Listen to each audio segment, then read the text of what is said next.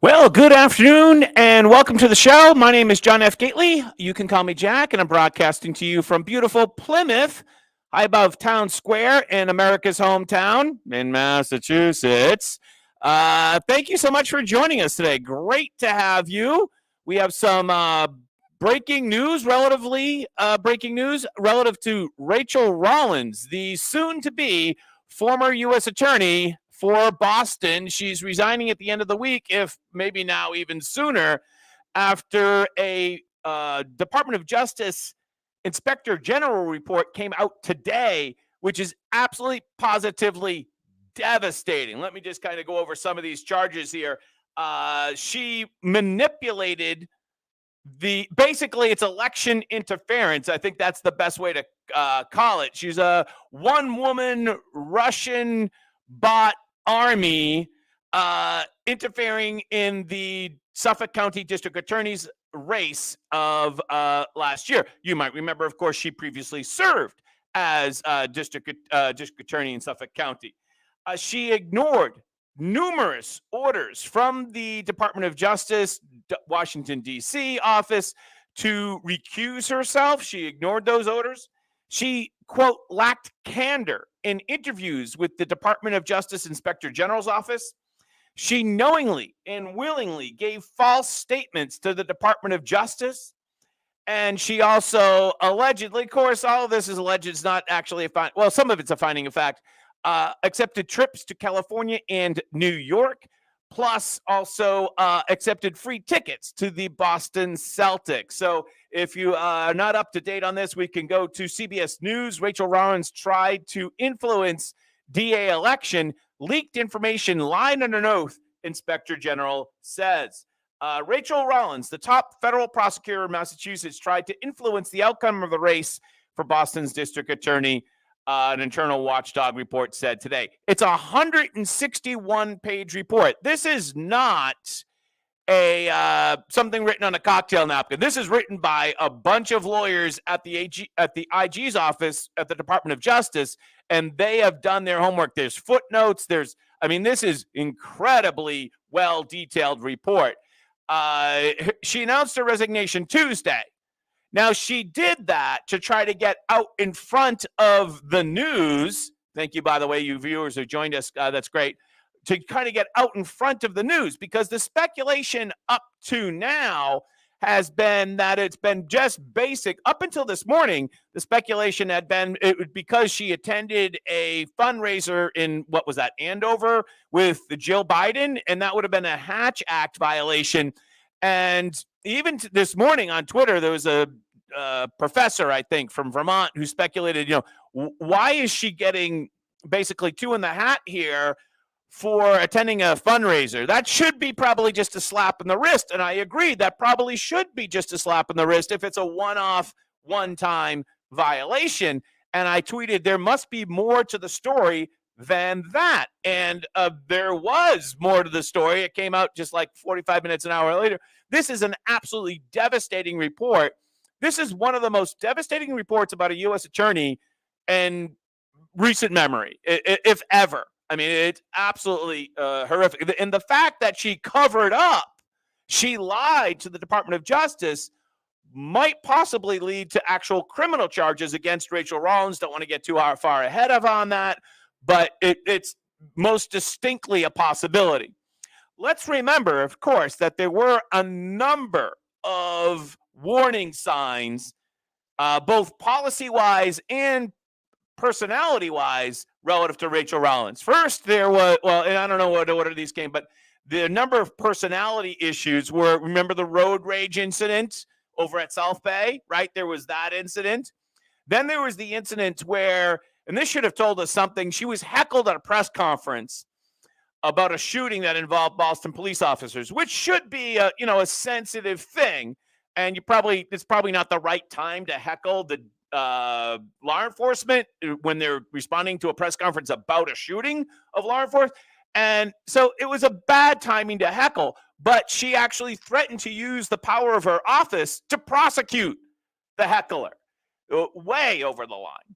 And then, of course, there's that incident with the reporter on the street outside of her house where the reporter showed up to ask her questions, I think about the road rage incident. And the cameraman was very careful not to show the house where Rachael Rollins lives because, that could be an invasion of privacy. You got to draw the line at some point. And he did not do that. But the Rachael Rollins had like a flip out against the reporter just doing her job, and the reporter backed down. But you could see like the rage in her. There's a couple of incidences where you saw that she did not have the personal, how do I want to say it, temperament to do the job. A number of warning signs throughout the years, and she's been a DA since 2018 when she first got elected. So a number of warning signs. But remember that she comes to you directly from all of the media elites and the political elites here in Massachusetts. She is a child of everyone in Massachusetts with the power, whether that's Senator Warren or Senator Markey. They were all for her. The Boston Globe, we can bring that up here. Globe endorsed her in 2018 in the primary. Where is it? Endorsement, Boston Globe. Rachael Rollins gets endorsed by the Globe. That was in the primary in 2018. And everyone was on board with Rachael Rollins. We'll talk about her crazy policy positions in just a second, including the first one that she came out with, which was basically to decriminalize, to legislate from the district attorney's office what she would and would not prosecute. Remember, this is what, and I forgot to put my earpiece in. Let me go get that. Hold on a second. I always forget that. We're going to bring up Senator Markey's comments in just a minute.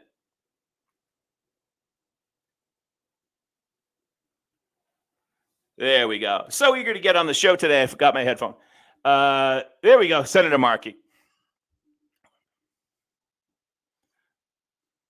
Suffolk County District Attorney Rachael Rollins is a strong Black woman committed to racial justice with a better record on crime than other old school prosecutors, and it just plain scares them.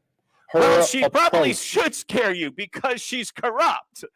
And notice how, to Markey's point, the most important part is the color of her skin. She's a Black woman.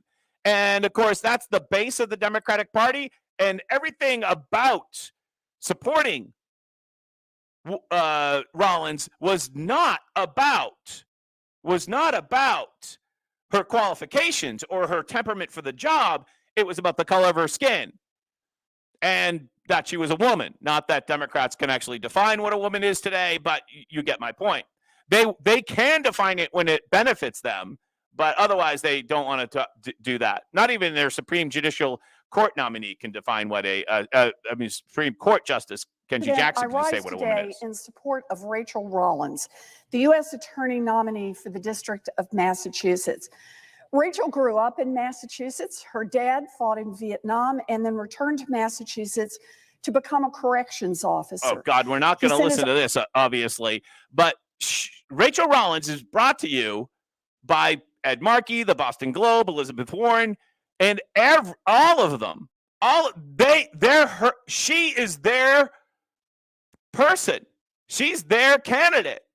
She didn't come up, and just kind of beat the system. She is the system. She is a product of the elites that all supported her because she was a woman and because she had the proper skin color, not because she was qualified or because she had the temperament, because she didn't have either of those two, obviously.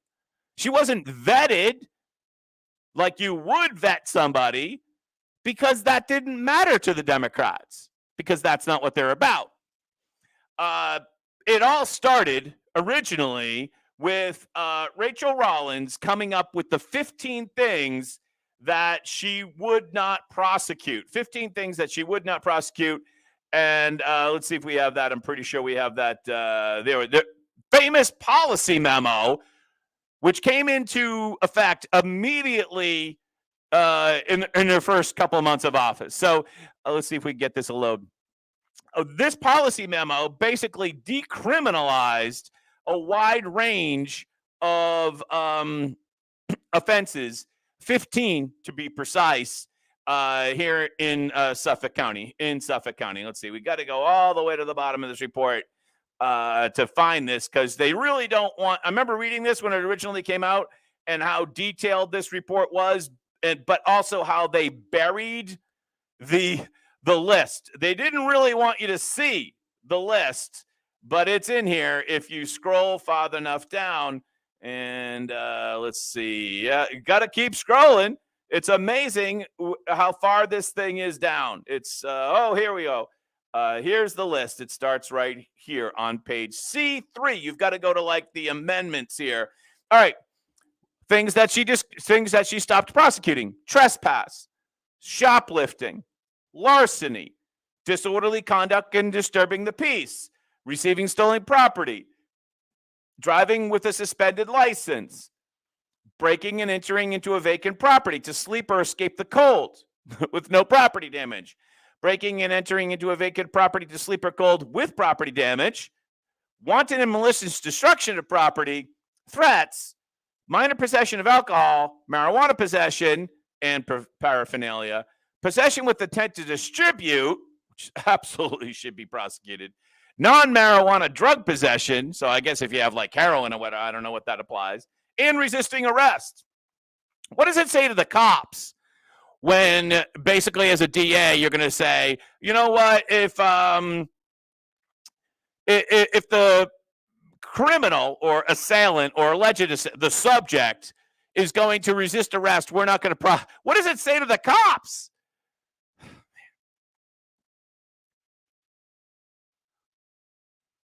Hold on a quick second.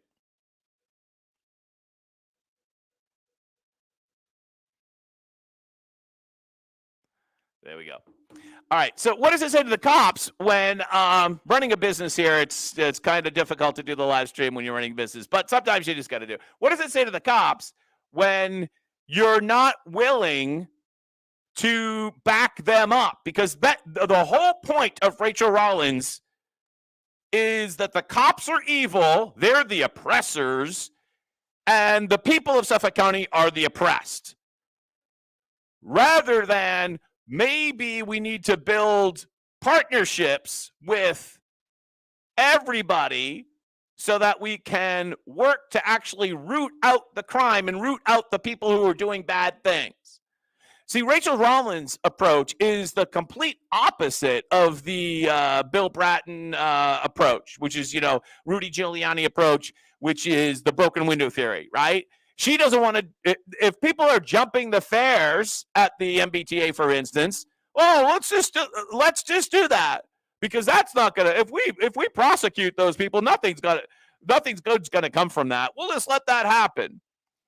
Well, when you do that, then you invite all sorts of additional criminal activity. You send the message that it's a free-for-all. And that's what Rachael Rollins is all about. You'll remember when she got confirmed as U.S. attorney, literally, Markey and Warren said that they were delighted that she will be serving as U.S. attorney. And there's a giant lie about all of this, and the giant lie is that non-prosecution leads to a safer community. And there are a number of people who saw through that, but not BUR. BUR absolutely said non-prosecuting low-level crimes leads to less crime in Suffolk. This is an absolute positive lie. An absolute positive lie, saying that we're not going to prosecute these crimes because this type of thing has been happening. We've been seeing it, whether it's Larry Krasner or Kim Bott or Chesa Boudin or that guy, Gascon in L.A. We've been seeing it with all the Soros-backed or Soros-like type of prosecutors throughout the country, where crime in our cities, just look at San Francisco, is pathetic. It's ridiculous. We see that at Downtown Crossing, right? We had the death, the murder of a man at the ATM on St. Patrick's Day. You had the shooting in downtown Crossing District. You see it throughout the city. Horrific. We're going to get to her problems here in a second. But you will remember that there were at least two U.S. senators who said, you know what, Rachael Rollins is the wrong person for this job. One of them was Tom Cotton, and I don't think I have his statement here, but I think I might actually. Yeah, there it is. We're going to bring up his statement. Rachael Rollins is uniquely unfit for the role of U.S. Attorney. Thank you, Tom Cotton. This is December 2021. In a couple hours, Senator Schumer will bring to the floor one of the most dangerous pro-crime, anti-cop nominees in American history. The Senate leader wants to ram through Rachael Rollins' nomination. Miss Rollins is the very epitome of a Soros prosecutor, though it's generous to call her a prosecutor at all. Excellent, Tom Cotton. That's exactly what it is, generous to call her a prosecutor at all. I mean, basically, she wanted to decriminalize. And how do you manage that? How do you actually allow her to basically write law that decriminalizes things? She's the prosecutor. That's what she should be doing. She's not the legislature and the governor that should be making the law. She should execute the law.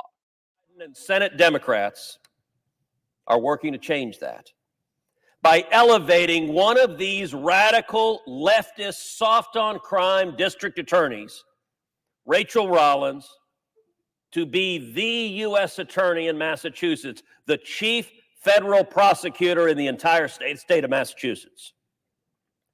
Let's talk a little bit more about what exactly Rachael Rollins believes prosecutors should do and what her record is.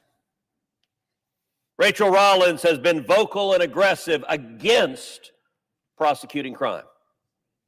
She has been very clear that she came into the job of district attorney as a crusader. She has said, and these are her words, if you want to change the criminal legal system, become a prosecutor, because they have the power to determine charges, what crimes to decline to prosecute. About a prosecutor, it's not taking bad guys off the street. It's not seeking justice for the victims of crime. No, it is the power. What Cruz is saying here is effectively, this is a fox in the henhouse, right? We're going to elect someone who is incredibly soft on crime to be the prosecutor who's supposed to be tough on crime. Or to say, I won't prosecute these crimes. And with Ms. Rollins, it's not hypothetical, because she is a district attorney. And as the Boston DA, she went so far as to write down, in quote, the Rachael Rollins policy memo, a list of 15 crimes whose prosecution, quote, should always be declined, or quote. All right, and we went over that list with you just a short time ago. We went over that list just a short time ago, the ones that she's going to decline. Thank you, Senator Cruz, for being on top of the story, for sure. Now, we are going to head into, as soon as I bring this up on the screen here, the charges against Rachael Rollins, or the report, I should say, from the Department of Justice Inspector General. But before we do that, before we actually get into the charges, I'm going to actually skip to the conclusion of the IG report, which again is 161 pages, very well sourced. Conclusion: we found Rachael Rollins' conduct described throughout this report violated federal regulations, numerous DOJ policies, her ethics agreement, and applicable law, and fell far short of the standards of professionalism and judgment that the department should expect from any employee, much less a U.S. attorney. We provided the report, blah, blah, blah, blah, blah. In other words, it sounds to me that in terms of non-prosecution, Rachael Rollins sounds to be the one who hopes that the DOJ now won't prosecute her, because this is just an incredibly damning report out from the AG's office. Let's bring it up for you now, May 2023. The summary of the findings. Rollins assisted a candidate in a partisan political election, the DA's race, and sought to influence the election by, among other things, disclosing non-public sensitive DOJ information to the press. Rollins made false statements under oath and lacked candor about the disclosures during her IG interview. Rollins attended a partisan political fundraiser without required department approval, contrary to ethics advice she received. We talked about that, the Andover Joe Biden event. And findings regarding additional allegations and policy violations. The biggest charge here, which up until now had not really received any media attention. I wonder why, Boston Herald, Boston Globe. Why wasn't it that the Boston Globe or the Boston Herald said, whoa, why didn't they say something like, whoa, the real story here is that the sitting U.S. attorney is trying to influence a local DA election, and that is wrong. No, the Boston Globe and the Boston Herald said, yeah, Rachel, feed us the info. We're on your team. Why didn't some editor say, whoa, the bigger story is that the U.S. attorney is trying to influence an election, and that's illegal? Because the Boston media doesn't care, and she's their darling, right? They love Rachael Rollins, and because she's good copy. In the same way that the mainstream media loves Donald Trump, he's good copy. And they agree with their policy decisions, right? The Globe and the far left nut jobs that dominate Massachusetts political Twitter, they love her policies. What will be the consequence for Elizabeth Warren and Ed Markey and the Globe? None. There'll be nothing, because we're in a uniparty state, and that will just keep on rolling. They'll kick Rachael Rollins to the curb. There may be some mud on Ricardo Arroyo, who's a Boston City councilor. He might face some pressure. But other than that, no, they're just going to kick her to the curb. She'll have to, maybe crawl into some hole and disappear, and or get some professorship at some far left liberal college or something. That I could totally see. But for those of you, and specifically talking to you far left nut jobs, who brought us Rachael Rollins, there'll be no consequence, because basically it's a uniparty monopoly state. Rachael Rollins assists a candidate in the Democratic primary for Suffolk County DA, seeks to influence the election by disclosing information to the press critical of the candidate's opponent, including sensitive, non-public DOJ information. We have A, B, C, and D here. DA, primary election between Kevin Hayden and Rachael Rollins, efforts to help Arroyo. It got to the point where Rollins is actually editing and providing suggestions for Arroyo's public statements. She's that involved in the campaign. Rollins provides information critical to Hayden, to the Globe shortly before the Globe publishes 3 negative articles about Hayden. And Rollins continues the discussions with Arroyo about the DA election. So what she was pushing was this story that Hayden somehow violated any number of laws by accepting, I think it was an amount of money, about $225, to broom a civil rights case against a transit officer. And she's pushing this article to the Globe. Now, Arroyo was also facing some charges or accusations that he had a sexual deviant past. And so Arroyo's looking for something to fight back with, and Rachael is helping him. This is astounding. She's literally trying to pull the little puppet strings in the background. July 25th, July 29th through August 3rd, communicates with Arroyo about upcoming Globe article. August 3rd and 4th, Globe reporter contacts the U.S. Attorney's Office in Massachusetts for comment about upcoming Hayden story. And Rollins does not tell the staff that she has been communicating with the Globe about the reporter and the Hayden story. You see, she ends up to be the source. She ends up to be the source about a memo. And this memo is a recusal memo. And usually you only get a recusal memo inbound from Washington, D.C. to the U.S. Attorney's Office if there's an investigation that's about to be launched. And so she ends up to be the source of a memo saying that she has been recused from the Hayden investigation. The implication is that there's going to be an investigation from the U.S. Attorney's Office, the Department of Justice, about Mr. Hayden, who, of course, is now the U.S. District Attorney. He won the primary over Arroyo, to Rollins' dismay. He was originally appointed to the position interim by Republican Charlie Baker. August 5th, Rollins posts a tweet that included the Globe article. She's pushing it publicly and behind the scenes.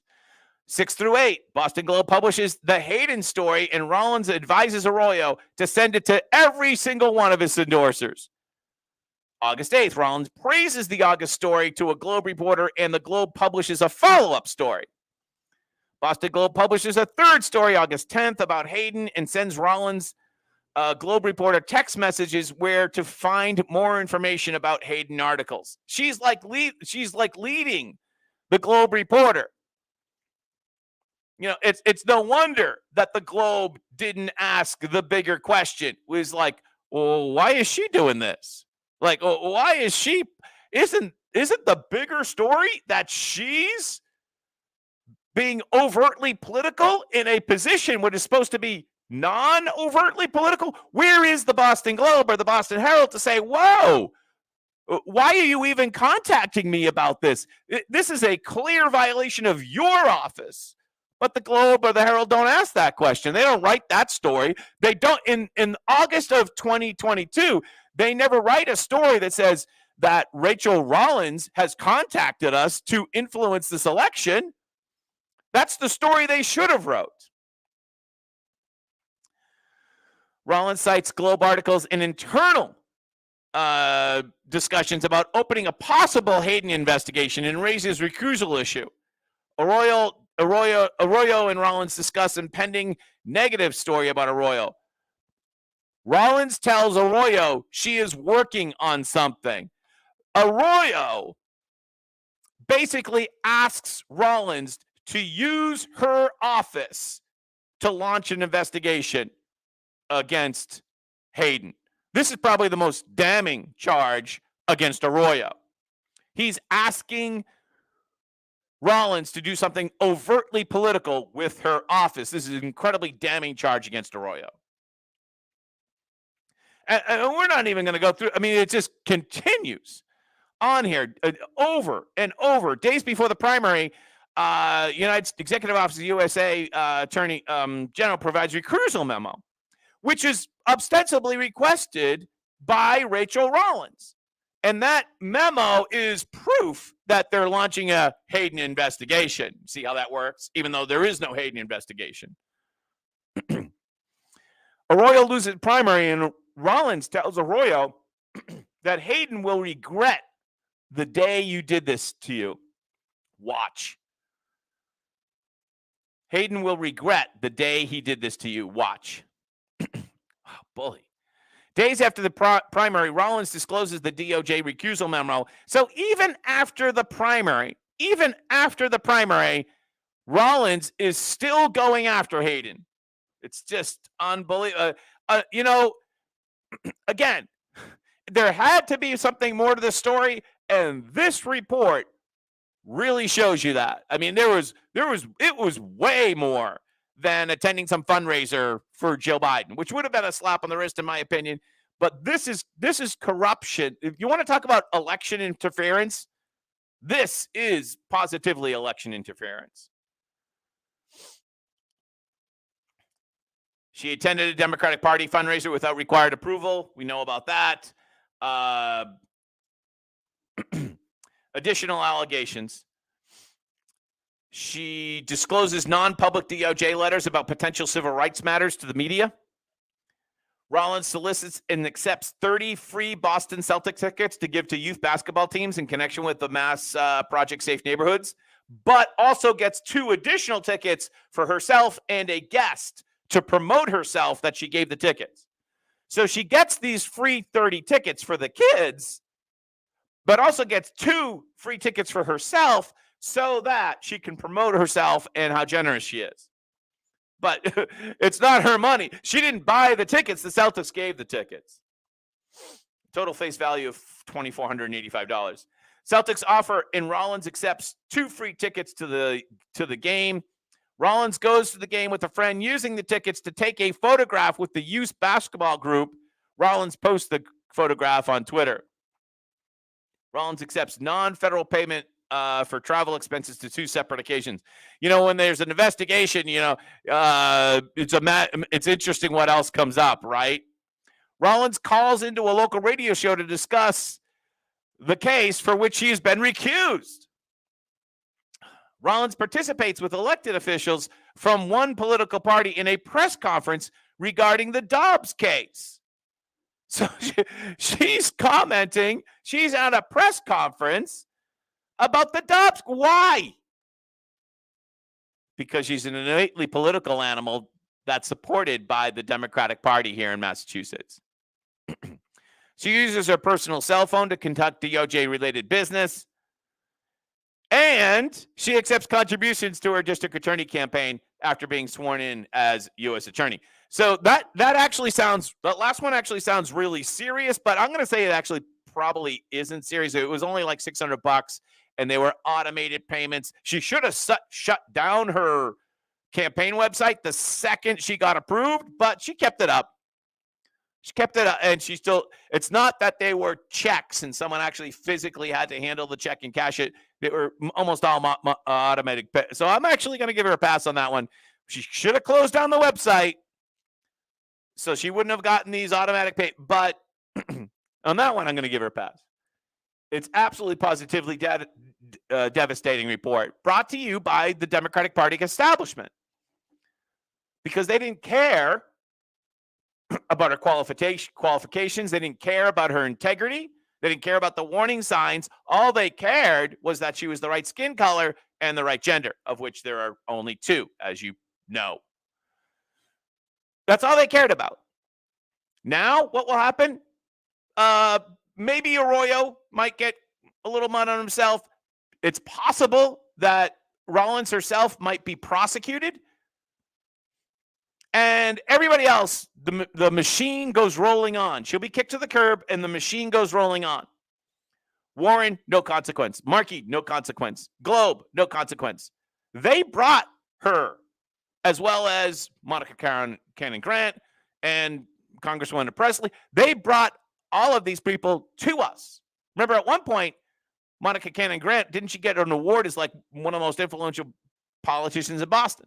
All credit to Turtle Boy News for his work on the Monica Cannon Grant story, which has been tenacious and true, has the added benefit of being true. It's amazing the hubris of the Boston media to support a candidate like this because it suits their political agenda, because that's what this is all about in a one-party state, which is Massachusetts. All right, I'm John F. Gately. You can call me Jack, broadcasting to you from beautiful Plymouth, America's hometown in Massachusetts. Have a great day. Bye-bye.